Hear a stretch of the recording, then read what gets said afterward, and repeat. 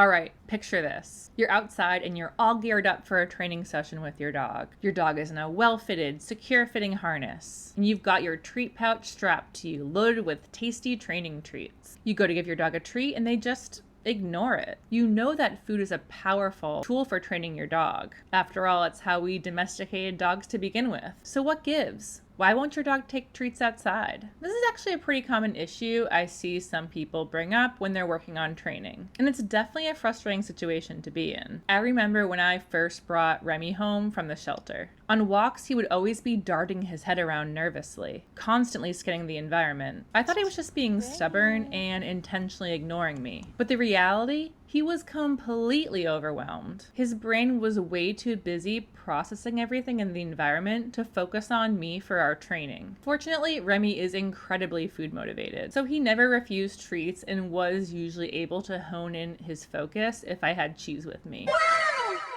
But many dogs will absolutely shut down their appetite when they're feeling super stressed. If you're struggling with outdoor training, especially with a reactive dog, this is super common. And today we're going to talk more about exactly why your dog is refusing treats outside and how to fix it so you can go back to training. First, let's clear something up. This isn't about dogs who are genuinely picky eaters. If your dog is picky and just isn't all that interested in treats in general, you may just need to try some different kinds of treats and find a treat that's more motivating and enticing for them. As a general rule, moist, stinky treats really work best. So try some boiled chicken or some extra sharp cheddar cheese and see if your dog still turns their nose up. If your dog happily gobbles down treats at home, but suddenly becomes not hungry when you're outside, the problem isn't their appetite. It's their emotional state and stress level. Understanding thresholds. When dog trainers talk about a dog being over threshold, what we mean is that your dog has crossed a stress boundary where their brain literally is functioning differently. Below threshold, your dog can think, process information, and learn. Above threshold, they're in survival mode. Fight, flight, or freeze. And no learning can take place at this point, where they're above that threshold. Think of it like this. Imagine you're taking a math test. When someone blasts an air horn next to your ear, could you concentrate? Probably not. That's what it's like for your dog when they're over threshold. The air horn might be other dogs, strange noises, or even just too many new smells. The science behind this is absolutely fascinating. When a dog goes over a threshold, their body floods with stress hormones like cortisol and adrenaline. These chemicals actually shut down the digestive system and redirect blood flow to muscles for emergency response. That's why even the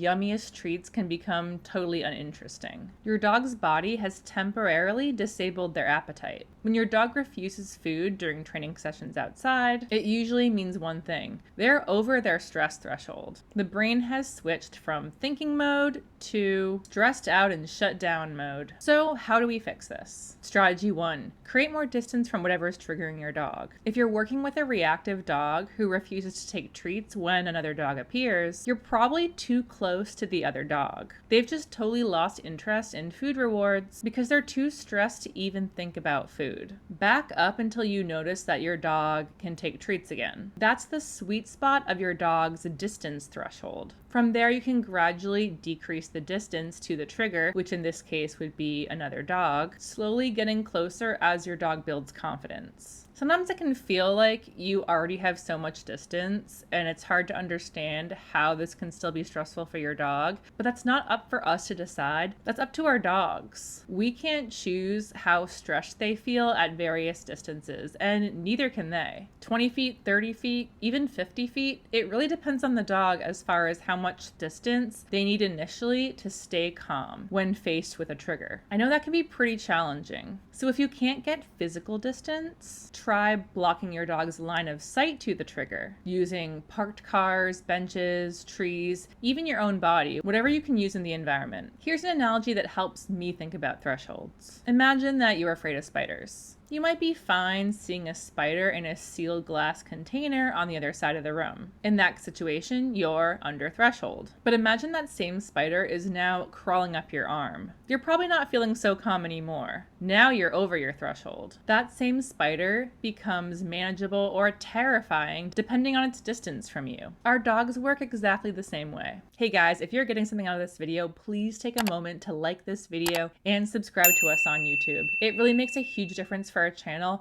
and allows us to keep making videos just like this one. So please help us out, and a big thank you.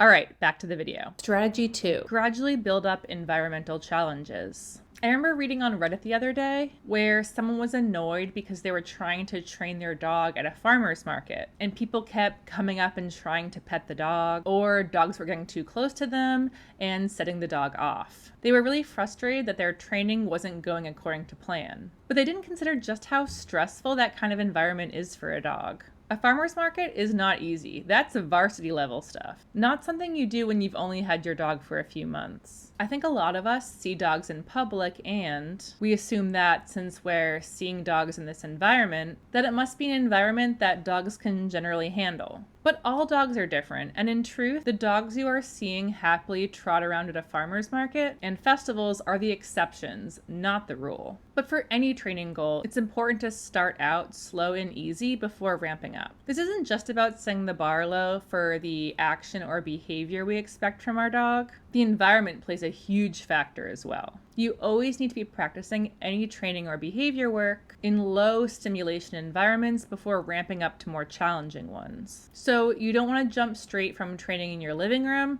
to a dog park. That's like taking a kindergartner and dropping them off at a college calculus class. If your dog isn't taking food outside, the outdoor environment just might be too challenging for them. Start in a boring room at home, and then move to your backyard, then maybe your front yard, then a quiet neighborhood street that's just outside your house, and so on. Each step should only be slightly more challenging than the last. I like to call this the training ladder, and you don't want to skip rungs. This approach is based on a learning principle called systematic desensitization, gradually exposing your dog to triggers at an intensity that doesn't cause stress, then slowly increasing that intensity as they build up their tolerance. Strategy 3, teach your dog to take food rewards. With any kind of teaching, it's important to find a reward that's motivating and rewarding for the learner. In this case, that would be our dogs. Most dogs find food highly rewarding, but some dogs find toys more rewarding, or even praise. Now, I hesitate to recommend praise as a reward because I think sometimes people's ego gets a little involved and they end up thinking their dog appreciates praise more than they really do. But every now and then there are some dogs who really find praise just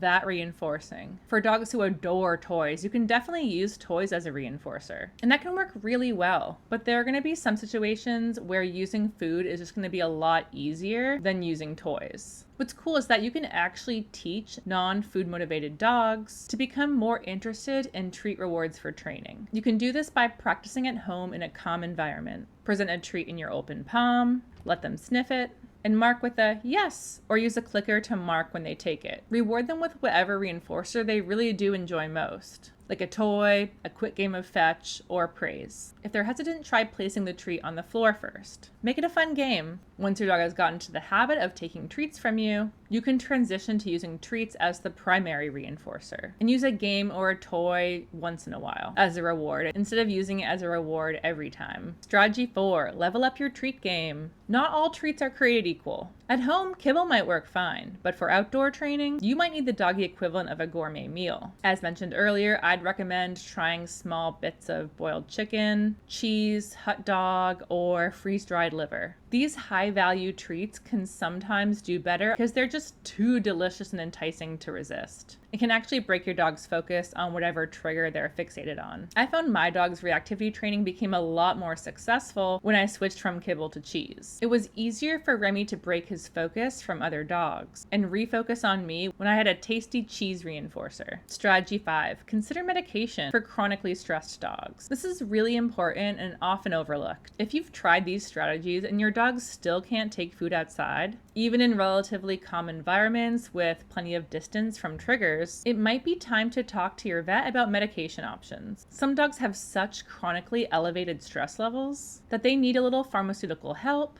to get into a headspace where training can actually happen. This isn't a failure. It's just like how some humans need anxiety medication to function at their best. Modern veterinary behavioral medicine has come a long way, and there are many safe options that can lower your dog's stress levels and baseline anxiety without sedating them or turning them into a zombie. Think of it this way: medication doesn't replace training. It really doesn't. It just makes training possible. It lowers the stress enough that your dog can actually learn again. And in many cases, it can be totally temporary. Once your dog builds up confidence and coping skills, they may not need medication anymore. Strategy 6. Think like a dog. To really understand why your dog might not be taking treats outside, it's important to tune into your dog and think about what they might be experiencing. Because really, when your dog is refusing food, they're giving you valuable information. Take a moment to observe. What's your dog staring at? What sounds are happening in the environment? Is there some strange movement, person, or object that could be freaking your dog out? This is your dog literally telling you what they can and can't handle through body language. Using this information, you can create training scenarios that set them up for success rather than frustration and failure. Remember, good training isn't about pushing through resistance. It's about finding that perfect comfort zone level where your dog can still learn. This approach is at the heart of modern, force-free training philosophy. This is referred to as working under threshold. And it's not just more humane, it's far more effective too. When we respect our dog's emotional limits, we build trust, and that trust becomes the foundation for all future learning. If you've dealt with this treat refusal issue, let me know about it in the comments. I would love to hear your stories. And I want to know what worked for you and your dog. And don't forget to subscribe for more practical dog training tips to help you and your furry friend communicate better. All right, until next time, have a great day.